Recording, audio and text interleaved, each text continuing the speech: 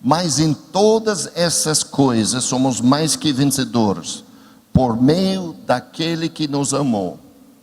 Pois estou convencido de que nem a morte, nem vida, nem anjos, nem demônios, nem o presente, nem o futuro, nem quaisquer poderes, nem altura, nem profundidade, nem qualquer outra coisa na criação será capaz de nos separar do amor de Deus que está em Cristo Jesus, nosso Senhor. Esses versos merecem ser gravados no teu coração. O amor de Deus supera, penetra, passa por tudo. Está presente contigo. Agora voltaremos ao livro de Tiago.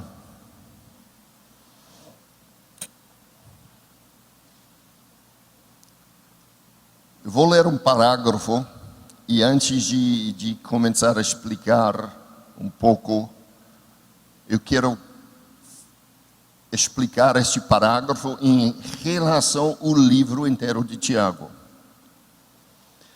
Capítulo 1, verso 2. Meus irmãos, considerem motivo de alegria pura o fato de passarem por diversas provações. Pois vocês sabem que a prova da sua fé produz perseverança. E a perseverança deve ter ação completa, a fim de que vocês sejam maduros e íntegros, sem lhes faltar coisa alguma. Se algum de vocês tem falta de sabedoria, peça a Deus, que a todos dá livremente, de boa vontade, e lhe será concedida. Peça, porém, com fé, sem duvidar, pois aquele que duvida é semelhante à onda do mar, levado e agitado pelo vento. Não pense tal pessoa que receberá coisa alguma do Senhor, pois tem mente dividida e inestável em tudo o que faz.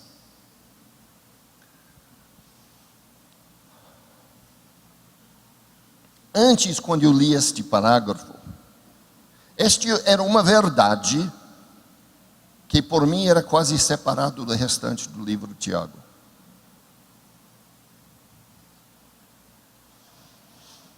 Porque o livro de Tiago então vai falando de toda dávida boa vem de Deus, versos que já lemos. Ou depois, seja praticantes na palavra, não apenas ouvintes. Não faça acessão de pessoas, que sua fé tem que se demonstrar com suas obras. Temos que ler esse verso de capítulo 3. Meus irmãos, não sejam muitos de vocês mestres, pois vocês sabem que nós, os que ensinamos, seremos julgados com maior rigor.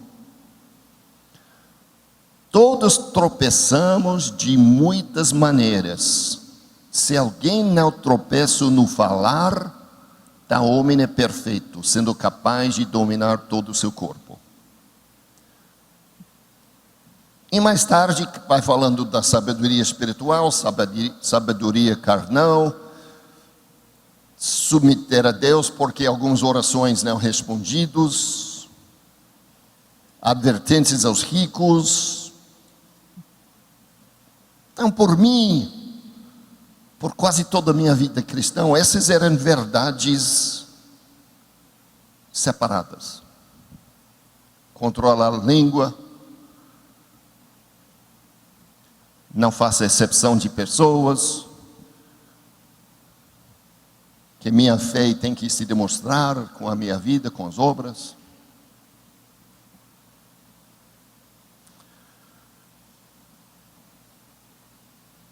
Não vejo assim hoje. E nas literaturas acadêmicas, e se publica um artigo, sempre se publica um resumo do artigo. Em inglês se chama abstract, não sei como a palavra precisa. Mas normalmente é um ou dois parágrafos que já te revela que vai ser o conteúdo daquele artigo de 10, 15, 20, 100 páginas. Hoje, por mim, aquele parágrafo que nós lemos, considera por motivo de toda alegria ao passardes por várias provações. É o resumo e o motivo de todo o restante do livro. Porque ela vai explicando, as provações é para mudar o seu caráter, fazer você íntegro e completo e perfeito. Então, se a provação é para fazer você perfeito, a provação vem para revelar onde você não está perfeito.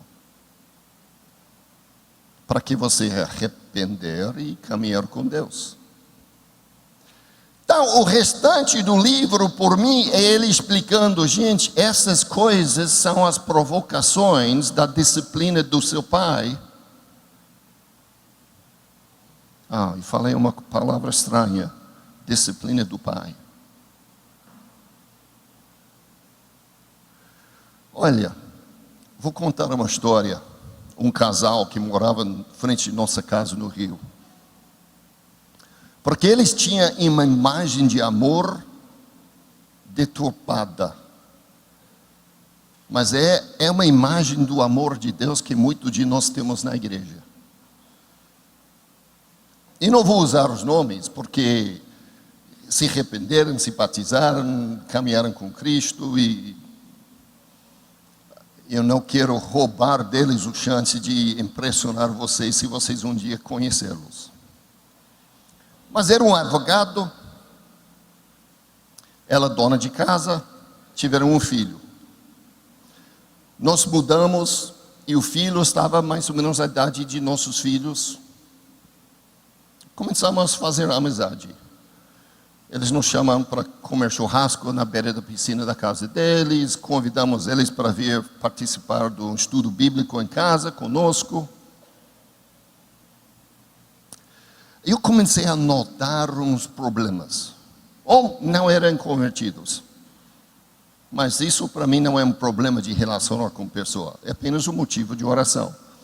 Mas, por exemplo, um dia estamos lá na piscina e a mãe fala para o filho: filho, me dá a toalha. E um filhinho de 6 anos, 5 anos, começa a xingar. Mãe, eu não vou te pegar uma maldita toalha, você está me interrompendo, babá. E mãe e pai ficam quietos. Alguns minutos depois, o filho fala: mãe, me dá uma coca. Aqui, meu filho. Eu estou anotando.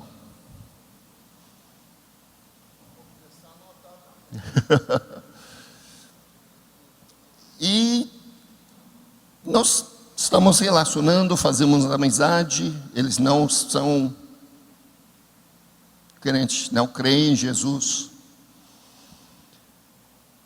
Em um almoço estamos sentados lá e nem sei por que estourou o assunto, mas ela começou a: pais que batem nos seus filhos são covardes, que batem alguém do seu tamanho que pode devolver. Estou só ouvindo. Mas o filho gostava de vir para a nossa casa. E o interessante é que não era só para brincar com nossos filhos, ele queria ficar ao meu lado. Eu sabia por quê. Um dia ele aprontou na minha casa, e eu olhei para eles. Ele disse: olha, aqui na minha casa você não faz isso.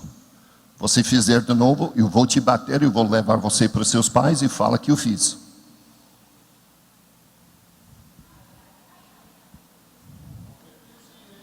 Mas ele nunca aprontou em nossa casa como aprontou com seus pais.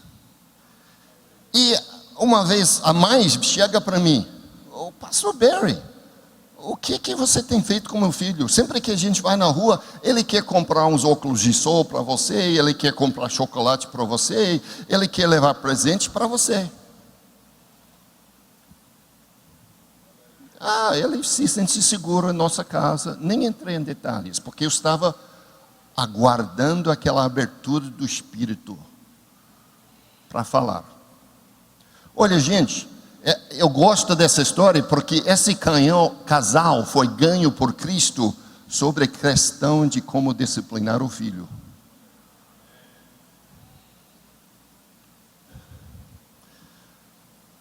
Aí um dia, Júlio foi falar o nome dele. O pai me chamou para casa, mas com angústia, porque ele soube que o melhor amigo dele do colégio foi morto aquela noite. Então me fala, o que houve?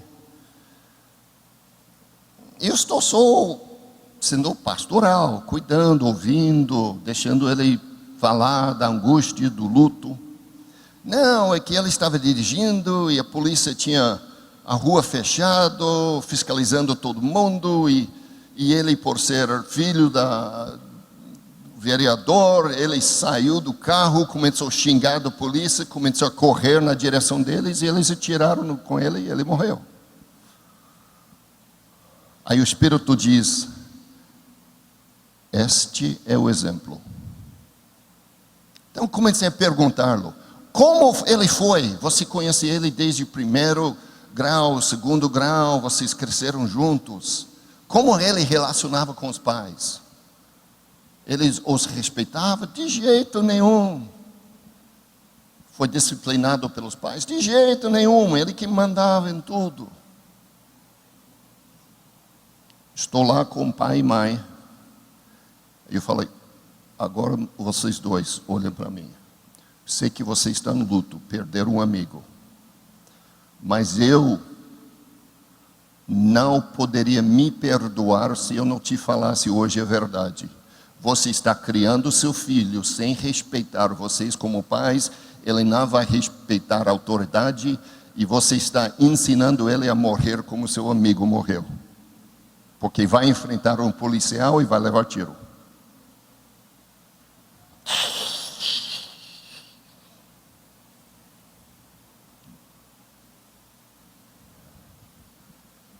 Mas eu não sei como, e eu acho mal bater e tal. Eu falei: não, eu posso te ensinar como disciplinar sem abusar.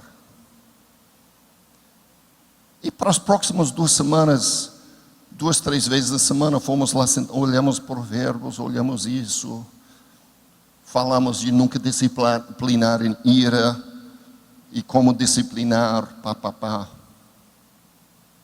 Depois de algumas semanas, o Barry, no estudo bíblico, na outra noite, você batizou 2 pessoas. Nós queremos seguir Cristo, pode nos batizar. E começaram a disciplinar seu filho. Antes, os 2 juraram: nunca vamos ter mais de um filho, porque a gente não controla nem este. Começaram a discipliná-lo. Ele virou um filho modelo. Tiveram um segundo filho porque sabia como agir.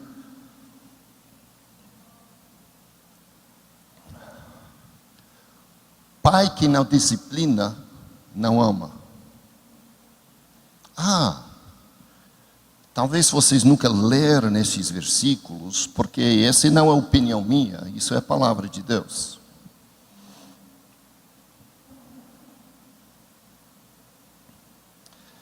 Hebreus capítulo 12.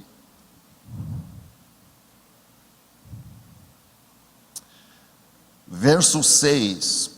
Porque o Senhor disciplina a quem ama e castiga todo aquele a quem aceita como filho. Você já foi aceitado por Deus como filho, filha? Então se alegre nas provações, porque é seu pai te disciplinando para formar a caráter de Cristo no seu espírito, que você vai levar para toda a eternidade. Suportem as dificuldades, recebendo-as como disciplina. Deus os trata como filhos. Ora, qual o filho que não é disciplinado por seu pai? Se vocês não são disciplinados, e a disciplina é para os filhos, então vocês não são filhos legítimos, mas ilegítimos. Além disso, tínhamos pais humanos que nos disciplinavam e nós os respeitávamos. Quanto mais devemos submetermos ao Pai dos Espíritos, para assim vivermos. Nossos pais nos disciplinavam por curto período, segundo lhes parecia melhor, mas Deus nos disciplina para nosso bem, para que participemos da sua santidade. Nenhuma disciplina parece motivo de alegria no momento. Eu nunca fui falando quando meu pai me chamou lá para o quarto para me bater. Oh, que bom, meu pai vai me bater.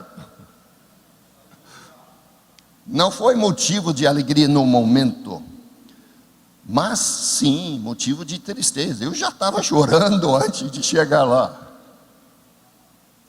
Mais tarde, porém, produz fruto de justiça e paz para aqueles que por ela foram exercitados.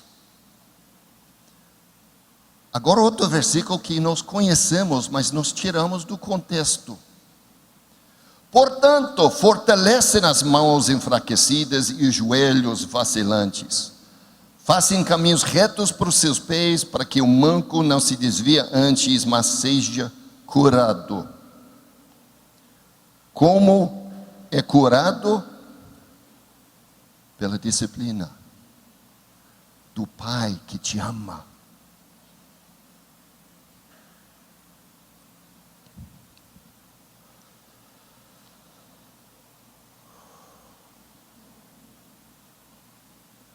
Alguém já ouviu falar de um rei de Israel chamado Davi? 2 pessoas sabem quem é rei Davi? Ok. Deus falava o que sobre Davi? O homem segundo meu coração.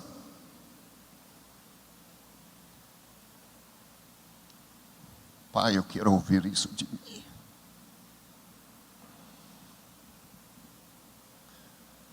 O rei Davi, um homem segundo o coração de Deus. E ele entendia a disciplina de Deus.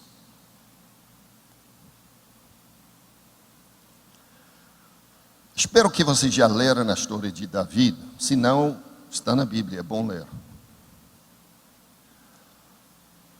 Rei cobiçou a mulher do outro, a tomou, matou outro, casou com ela, aquele filho ilegítimo morreu, ele jejuando, pedindo misericórdia. Depois, o próximo filho dela foi o filho Salomão, que se tornou o próximo rei. Mas o profeta chegava para ele e diz, na verdade o profeta deu opção. Ou você pode ser punido pelas mãos dos homens e os exércitos, ou você pode ser punido por Deus. Não me deixe cair nas mãos dos homens. Eu aceito a disciplina do meu Pai que me ama.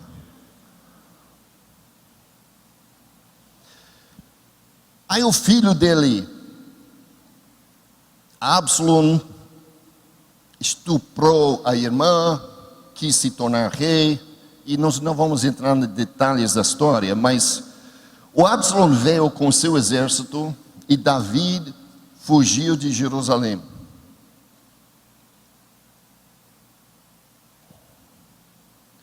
Segundo Samuel, capítulo 16.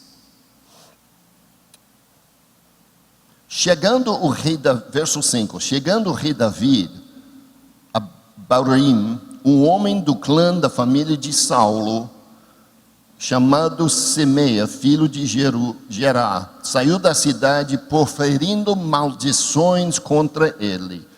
E ele atirava pedras em Davi, em todos os conselheiros do rei, embora todo o exército e a guarda de elite estivessem à direita e à esquerda de Davi.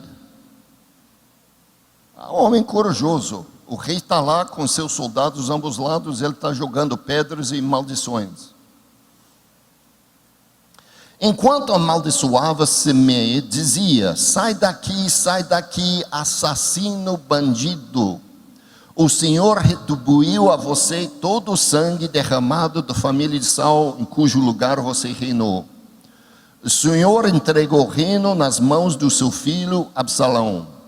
Você está arruinido porque é um assassino. Então Abisai, filho de Jeruai, disse ao rei: por que esse cão morto amaldiçoa o rei, meu senhor? Permite que eu lhe corte a cabeça. Um soldado fiel ao seu rei. Esse cão está aqui te amaldiçoando, jogando pedras, deixa eu acabar com ele. Escuta as palavras de Davi. O rei disse: o que é que vocês têm com isso? Filhos de Jeruai, ele me amaldiçoa porque o Senhor lhe disse que amaldiçoasse Davi. Portanto, quem poderá questioná-lo?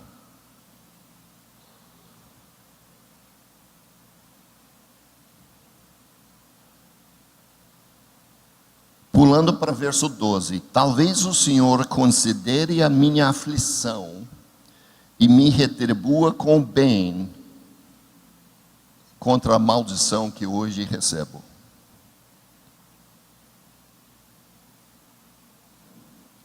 Agora, Davi sabia que a sua situação não tinha nada a ver com a morte da família de Saul.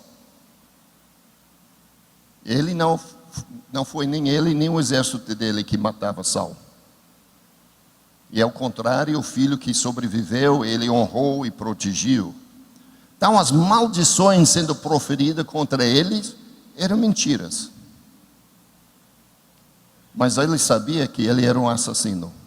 E que o profeta falava que a espada ia descer sobre sua casa.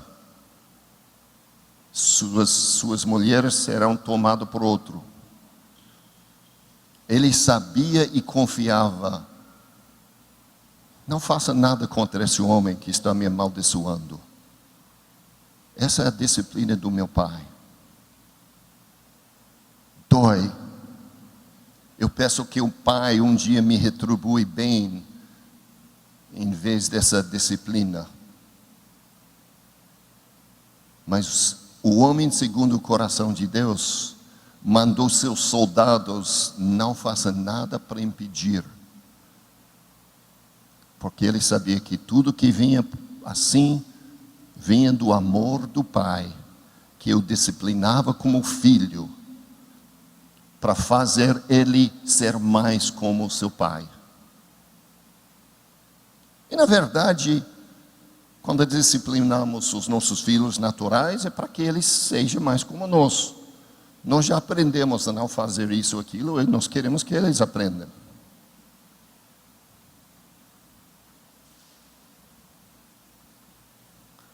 Voltando para o livro de Tiago.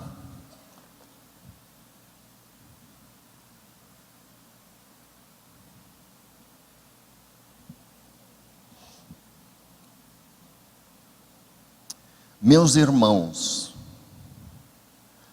considerem motivo de grande ou pura alegria o fato de passarem por diversas provações ou várias